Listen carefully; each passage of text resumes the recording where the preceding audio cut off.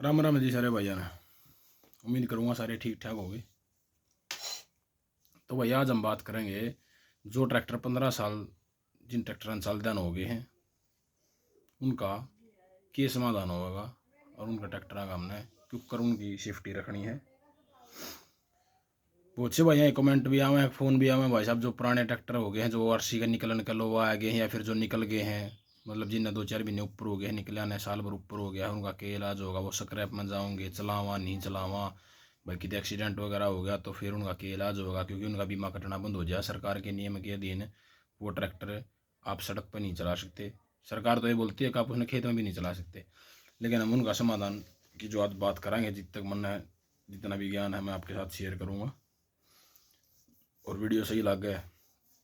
तो दो भाईजान और बताइयो, कोशिश करियो, ठीक है। चैनल ने सब्सक्राइब करियो भाई। जो ट्रैक्टर 15 साल हो गए हैं जिनने या फिर जिनके 15 साल पूरे होने वाले हैं उनका अगर हम 15 साल पूरे होने तक पहले चाहे 2 दिन पहले अगर उनकी आरसी ने रिन्यू करवाना जावा हाँ तो इसी कोई दिक्कत नहीं है। कोई भी व्हीकल है 15 साल का अगर उसकी कंडीशन सही है और वो रिन्यू होने के लायक है, अगर एक स्क्रैप की चीज़ ना हम उठा के ले जाएंगे तो उनकी मैं बात नहीं कर रहा, मैं बात उनकी कर रहा हूँ जो चालू हालत में हैं जिन्हें हम कंटिन्यू यूज करने लग रहे हैं तो उनकी आरसी रिन्यू हो जाएगी।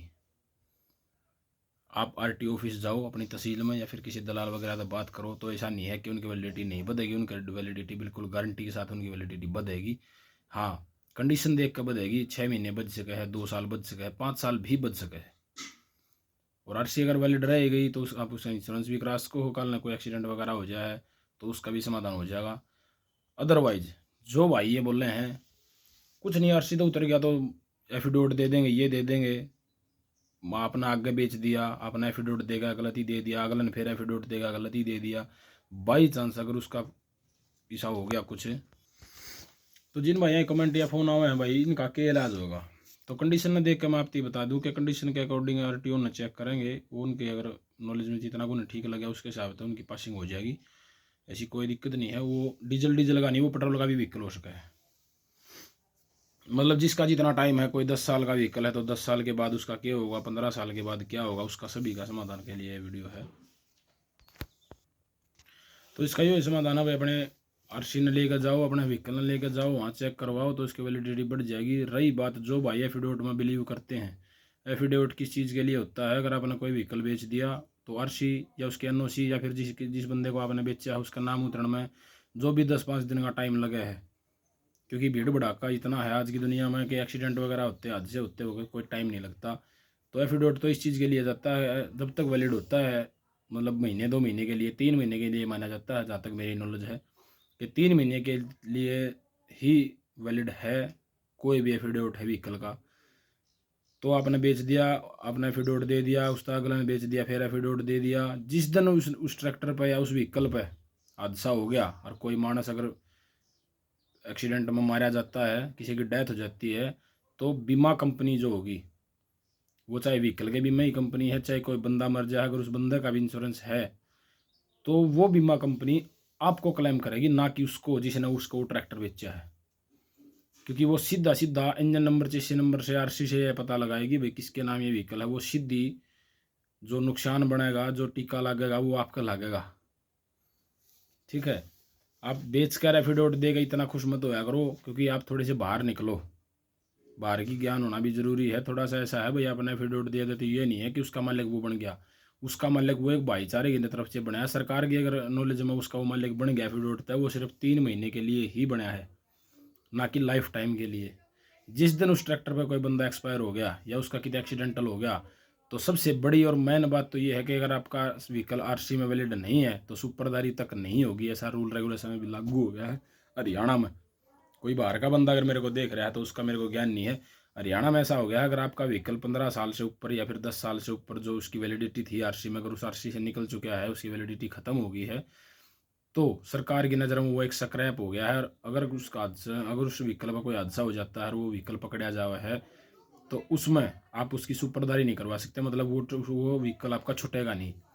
और दूसरी बात सबसे बड़ा नुकसान ये है अगर कोई मेरा वर्गा किसी भाई का मान लिया अगर मेरी ये डेथ हो जाती है, अगर मेरा इंश्योरेंस है 5 लाख का 10 लाख का 50 लाख का जो भी है तो बीमा कंपनी आपको टारगेट करेगी सीधा, जिसकी मतलब आरसी में जिस बंदे का नाम है, सीधा सा आप बेच के खुश मत होया करो। रही बात आरसी की, तो आरसी रिन्यू हर व्हीकल की हो जाएगी जहाँ तक मैंने पता कराया है, लेकिन वो होगी उसकी कंडीशन देख के। लेकिन ये बात आ जाए उन भैया की जो भाई ट्रैक्टर बेच दिया, ट्रैक्टर बेचे न हो गए 3-4 साल, ट्रैक्टर के 20 साल पूरे हो गए, आरसी तो निकल गया, उसने 5 साल निकले न हो गए, और उस ट्रैक्टर पर अगर हादसा हो जाए तो हादसा होने के बाद फिर हम भागे भागे घूमते हैं यहाँ वहाँ, फिर आंडे गगचान ठाए बाजे बाजे, अब भाई मेरा इंश्योरेंस कटवा दो, मेरी आरसी रिन्यू करवा दो। तो उसके लिए पता है क्या होता है आगे उस बंदे को जाकर रिन्यू, वो तो 5 साल बाद भी हो जाएगा, लेकिन 15 साल के बाद उसका पर डे के हिसाब से उसका चार्ज लगता है जो टैक्स का होता है। ये मान के चलो 20 साल बाद आपका ट्रैक्टर तो रह गया 1.5 लाख रुपये का, 1 लाख का 1.5 लाख का रह गया, 50,000 का रह गया। और अगर कम मतलब आरसी का जो क्लेम है, आरटीओ ऑफिस ने जो क्लेम करती है भाई वैलिडिटी के बाद आपको पर डे के हिसाब से इतना टैक्स देना पड़ेगा अगर आप इसको नाम कराने हो, तो 5 साल के अंदर टैक्स हो गया 2 लाख रुपये, ट्रैक्टर रह गया आपका 1 लाख रुपये का, तो आप ये बताओ कहाँ जाओगे। तो इसलिए भलाई का जो काम है, अगर किसी ने अपना व्हीकल रिन्यू नहीं करवाना तो अपने को टाइम रहते हुए या तो बेचो, क्योंकि उसमें आप तो एक तरफ हो जाओगे कि वो नाम हो जाएगा। और इस बात का सारे भैया ने बेरा भी होगा कि आरसी तो उतरे पाछे कोई भी व्हीकल किसी दूसरे बंदे का नाम नहीं होगा। जहाँ तक मेरी नॉलेज हमने पता कराया है कि वैलिडिटी बढ़ जाती है, लेकिन वो हालत देख कर बढ़ जाती है। अगर ये लगा लो आपका ट्रैक्टर है सारा 20,000 का रह गया, 15 साल में 50,000 का लाख रुपया ट्रैक्टर रह गया, तो उसकी तो क्या वैलिडिटी बढ़नी है। आपकी अगर कंडीशन सही है तो मैंने 5-5 साल रिन्यू होते देखे हैं। मेरे गाँव का ये एक केस था, उस बंदे ने 2009 में एक ट्रैक्टर बेच दिया, वो ट्रैक्टर उस बंदे ने आगे बेच दिया, उसने आगे बेच दिया, उसने आगे बेच दिया। अभी हाल ही की बात है, साल 1.5 साल पहले की, तो उस बंदे पर कोई बंदा एक्सपायर हो गया एक्सीडेंटल में, तो सीधा सीधा क्लेम मेरे वाले बंदे पर आया जो मेरे गांव का है, जो मैं आपको बता रहा हूँ। ठीक है, तो ऐसा है, अपने व्हीकल को टाइम रहते हुए रिन्यू करवा लें, उसी में भलाई है। अदरवाइज कोई कल ने कोई बीमा कंपनी वाला टकरा गया या किसी का साथ एक्सीडेंट हो गया, कोई सड़क हादसा हो गया, तो आपका व्हीकल तो जाएगा ही जाएगा।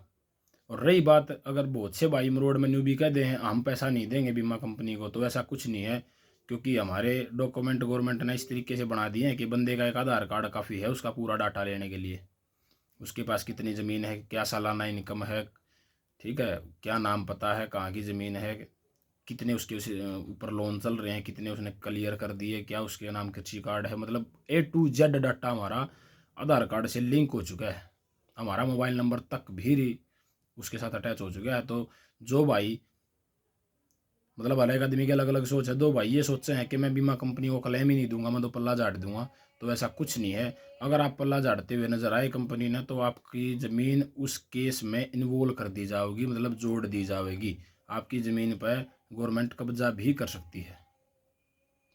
ठीक है, जितनी मेरे को नॉलेज थी मैंने आपके साथ शेयर करी। वीडियो बढ़िया लगी हो तो चैनल ने सब्सक्राइब करियो, वीडियो ने लाइक करियो। राम राम जी सारे भाइयों ने, अगली वीडियो में मिलेंगे, अगली वीडियो बनाओगे कि रैपर का सीजन आने लग रहा है, किस भाई को रैपर लेनी चाहिए, किस भाई को नहीं लेनी चाहिए, क्या बचत है, क्या नफ़ा है, क्या नुकसान है, कितना क्या खर्चा हो जाएगा, कैसे उसको मेंटेन करना है। ठीक है, जिनने मिलते हैं फिर एक नेक्स्ट वीडियो में, सारे भाइयों ने राम राम।